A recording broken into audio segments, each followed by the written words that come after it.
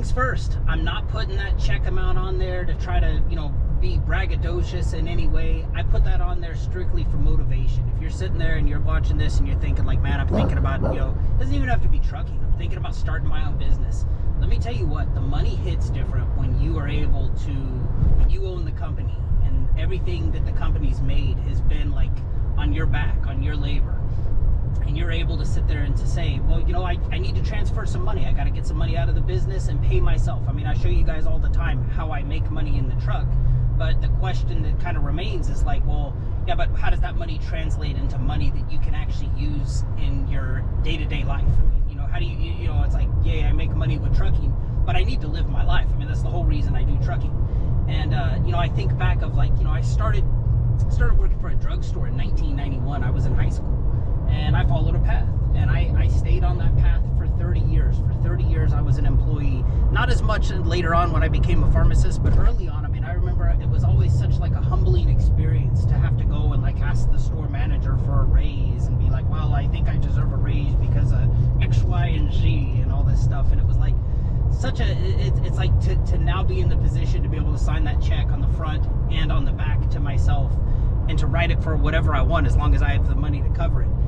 That hits different. That's one of those things where, I mean, if you're in that position today and you're sitting there having, the money you make is dependent on somebody else, and, for somebody else to say like, oh, I feel like you deserve a raise, or maybe they feel like you don't deserve a raise. And if that at all creates like a feeling of resentment inside you, my best advice to you is go out and try to do your own thing. It doesn't have to be trucking. Mine just so happens to be trucking, but again, I'm not putting the check on there to brag or anything like that. I mean, I'm self-employed. I should be able to pay myself some money.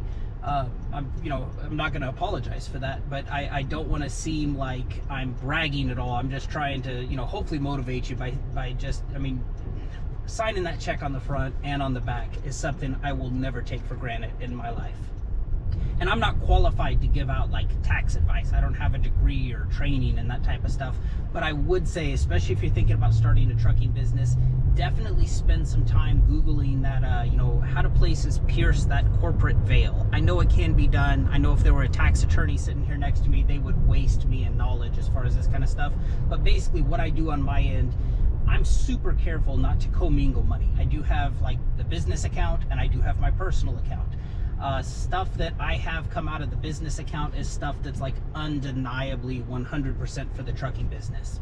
Insurance, fuel, mechanic bills, that type of stuff. Stuff where there's no doubt at all. But then when it comes time to write myself a check like I'm doing today, I always write on the memo on there, owner's draw. That seems to be like a requirement as far as like, it's basically saying, you can Google that. I mean, it's basically saying that like, yes, this is money that I'm paying myself as the owner. And then if I do have stuff that like, let's say I don't want to say I'm commingling the money, but like, I'll give you an example. The other day I went to Costco, needed some black gloves. It's like truck supplies. Problem is that was like the only thing I was buying that was specific for the truck. I was spending a whole bunch of other money on like stuff for the family, stuff for our lives. I'll pay for that out of personal money, and then I will just, scan that receipt with that one item kind of highlighted on there as like, okay, well, yeah, this is a trucking expense. This is something I use in the truck. But definitely, it seems like, and this is coming from like an amateur at this kind of stuff, it seems like where people get caught up on and, where they can run into tax problems is that they start commingling their personal money versus their business money. And, Googling how companies pierce that corporate veil, or how people are able to do that. That's definitely something to check into, because obviously with trucking there is a lot of liability. The last thing I want to do is have an issue come up with the truck and have, above and beyond insurance having to cover whatever damage that may have caused. The last thing I want to do is have somebody, coming in to saying like, well, let's look at the equity in your house. Let's look at the let's look at the money you made when you were in pharmacy. Let's look at the retirement savings that you amassed from pharmacy, that type of stuff. So it just keeps everything separate. I'm not saying that they still couldn't do that, but it makes it easier for yourself if you don't commingle the money. All right, let's go deposit this check.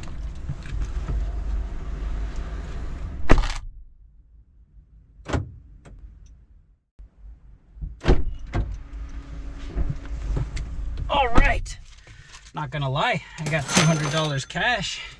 I feel rich. I never have cash on me. $200. This will fly out of my wallet quick. Kids will be like, oh, can we get some, we need this for this, or this for this. $200 cash will probably last me 3 days.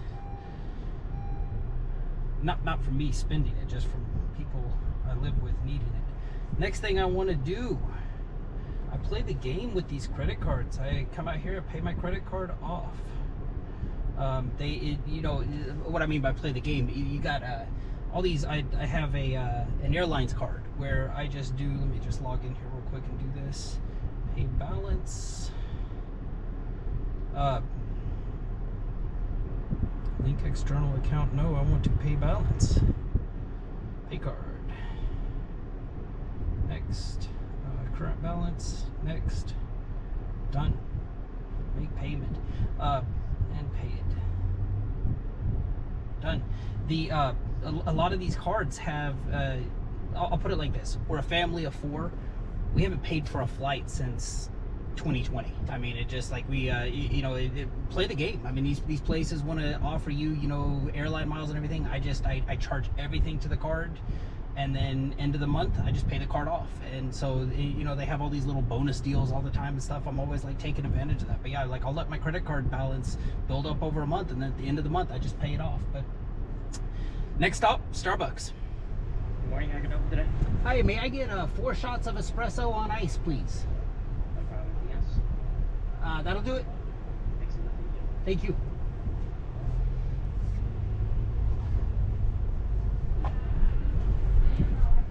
This is my caffeine drug of choice when I am trying to be healthy.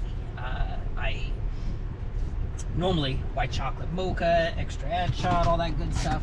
But I'm trying to be good. Next stop on the list, we're going to Trek in La Mesa. I gotta get new. My big purchase of the day is I need to get new spinning shoes. My shoes are starting to break, and I'm trying to be a little healthier. No, thank you. I wanted to make You too.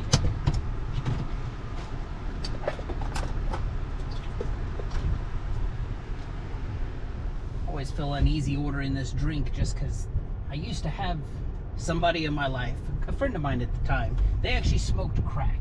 And I'm not like, oh, joking, they smoke crack. They smoke crack. And I came to Starbucks with them once, and whenever I'm trying to be healthy, I try to avoid all the frou-frou drinks and just go straight caffeine, no calories, espresso in an iced cup. And I was taking them to Starbucks, paying for it and everything. They went first, and they're like, can I get 4 shots of espresso on ice? And that kind of hit me different, where it's like, oh my God, I get the same drink that people who smoke crack get. That kind of makes me feel good. So let's not make this video all about me running errands and you coming along with me. Let's tie this into trucking a little bit. One thing that's been on my mind to kind of talk about lately, a recent Amazon change that I think is going to affect everybody, is this whole new, they've got what they're calling a 10 load minimum.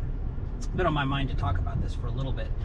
This went into effect at the end of July. Maybe it was the first week in August. It's been in effect no more than like a week or 2 right now. But what they've done historically, and I've said in the past, one thing I hate about making these videos is I'll make one and then something will change and then people kind of call me out on it. Things are always changing. I mean, that's one of those things. Things are, especially with Amazon, things are always changing. And so what this 10 load limit requirement means, and I'll kind of break down as far as like what it means to people just starting out versus what does it mean to people like myself who are already established with Amazon. In the past, the old number was 3. And what that meant is that, you know, it used to be 6 weeks. They changed that to an active 6 weeks. You have to run loads in order to stay active. In order to, you know, to improve like a bad grade or something like that, you had to run loads. Well, it used to be that you had to do a minimum of 3 loads over your last 6 active weeks in order to maintain a grade. That number has now changed to 10. What does this mean for people just starting out? Your finish line to gain that early access just got moved back a little bit. Rather than, you know, before, you know, my advice to people before this was, hey, you know, don't start on a Sunday, because the Amazon week ends Saturday at midnight, begins Sunday. Start on a Sunday, knock out 3 easy loads, and then by like the next round, or I've heard from some people, sometimes it can take like 2 weeks for it to update, but basically within a week or 2, you've completed your 3 loads, you now have early access. Now you got to do 10. So your finish line just got moved back a little bit. And it's something to keep in mind. What does it mean for people like myself who are already established with Amazon? If you're, let's say it's a light time of the year, like I haven't run an Amazon load in the last 2 weeks. The last thing I want to do right now is go on like a, you know, let's say a Friday, Saturday and go, let's say they have some sweetheart of a load that I go pick up. Well, if I go run that one load and that's all I do for the week, and let's say I do that for a couple of weeks, now my rolling 6 weeks active, if my number drops below 10, even though I have a perfect rate, 100%, they're gonna say that you haven't run the necessary number of loads to maintain a grade. And I believe, it hasn't been out long enough for me to ask anybody or see like what this looks like. I think that they're gonna go, they used to have a deal where if you didn't work for them for a while, they would drop your grade from 100 to a 0. You still could see the load board, you still could book stuff, but obviously you weren't getting early access. You kind of had, I think it used to say like null grade or 0 grade or something like that. But anyway, this 10 load minimum is definitely going to change things. I mean, it's definitely that I can tell from just when I started from like April of 2022 till now, they're building this system of like, you know, the first big change was 6 weeks to active 6 weeks. That kind of forces you to work for them when your grade's not good and you're not seeing the best loads, but it's still compelling you to, if you choose to work for them, to still haul stuff at a cheaper price, at a price you're seeing based on your grade. Then they took away the whole, multiple disputes. You used to be able to do performance disputes and do multiples, because sometimes they would absolutely get it wrong on the first time. Sometimes they get it wrong on the second time. And it's not that I'm just trying, it's not with these disputes, it's not like I'm going to keep doing it until they see it my way. I just want them to do it until they get it right. If they tell me, if it's on something like, hey, you showed up late, it's like, no, here I am where I showed up on time. And they're like, nope, you were still late. And then finally, they see like, oh, we see, you get a person, not AI, to look at your dispute. And they're like, oh, we actually see that you were there on time. Yes, we agree with you. Well, that used to take 2 or 3 disputes. Now you only get 1. And now moving this load minimum to 10 is just, it's their attempt to kind of force you to do more work for them. That's basically it. It forces you to work for them more frequently. Where I'm going to, where this is kind of changing my relationship with Amazon is, the last couple of weeks we've had, it's been real light. Like I said, I haven't hauled a load for them in over 2 weeks now. If I get to knowing that the week ends on Saturday at midnight, if I get to Thursday in my week and I've just been seeing all bad loads, I'm not even gonna look on Thursday night, Friday night, Saturday night. Why would I do that? Because now I'm gonna put myself in a position where, okay, maybe I just ran the 1 load for them that week, or for other brokers the rest of the time, but now my grade suffers because I didn't run their 10 load minimum. So I mean, that's kind of moving forward. That's how I see this playing out, is if it's Sunday and the week just started and I can knock out 2 or 3 loads on a Sunday night, cool. I'm down to work for them for the rest of that week, because I know that I'm not going to fall below those 10 loads. But come Thursday, Friday, if I haven't done anything, I pretty much just stop looking at the load board at that point. So if I were starting Amazon today, what would I do? I would still wait till Sunday. I would wait till when the Amazon week begins, kind of like Sunday at 12:01 a.m. and I would knock out as many possible loads as I could in that first week. I mean, I'd shoot for 10. Amazon rewards you on load completion, not necessarily on miles. I would not be looking to drive, across the country. That's going to count as 1 load, when you could do a little quick trip here in town. That's going to count as the same load. They're looking at load numbers, not load mileage. So I mean, starting on Sunday at 12:01, I would try to knock out 10 loads in that first week. I'm getting that feeling that I screwed up. Last time I was here, there was a bike store here, and this is looking like one of those things I should have checked on Google Maps first. Hours closed Mondays. What kind of, God, still out here doing stupid stuff. Closed Mondays. All right, well, my shoes can wait till then. Just when I think my life's so well put together, I'm sitting here still doing stupid stuff, not checking Google Maps before I go places. I mean, who would think that they're closed on a Monday? That's great. It can wait till tomorrow. They'll last me one more day. Getting ready to take a little fitness journey. Kind of started 3 days ago. We'll see where it ends, but this trucking life is a very sedentary lifestyle, and I kind of just got up 3 days ago and was like, man, I need to change this. And I feel stupid going out and buying new shoes. The shoes actually broke on one side. I can't fix them. I've had them for a long time. I just whenever I get into like this fitness mindset, I have this, I don't know if it's like a sickness or what you would call it. I always feel like, well, in order to do this, I need to go spend money and buy something. Don't know if you relate to that at all, but it's always like, I have everything I need. I mean, in the past, I've gone out and been like, well, I need running shoes. Oh, no, I need trail running shoes. And it's always something to buy. And I feel like I'm kind of doing that a little bit, but these shoes actually did break. I do need to replace them. Love my little spin bike at home.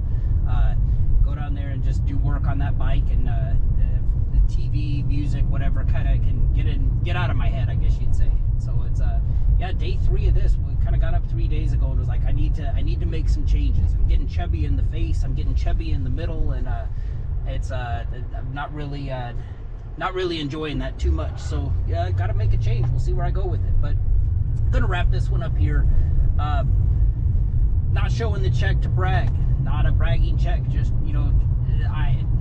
3 years ago, I didn't even think that this was possible. I was stuck in that employee mindset. Who's gonna hire me? How much will they pay me? All this stuff. And to be able to make those decisions on my own through my hard work is super rewarding. Being able to sign that check on the front and on the back is kind of like, that's a thing I thought I would never experience in my life. I mean, it was just like, oh my gosh, I kind of saw myself. I was definitely in that employee mindset for 30 years of my life. I wish I had discovered this sooner. Amazon's changing their 10-day or 10 load requirement. No more 3 load. It's now 10 load. So just something to keep in mind. But thanks for taking the trip along with me. Didn't really do anything exciting today. Got to see me strike out at the Trek store, but hope it was fun for you. As always, appreciate you for watching. Hope this video serves you well. Take care.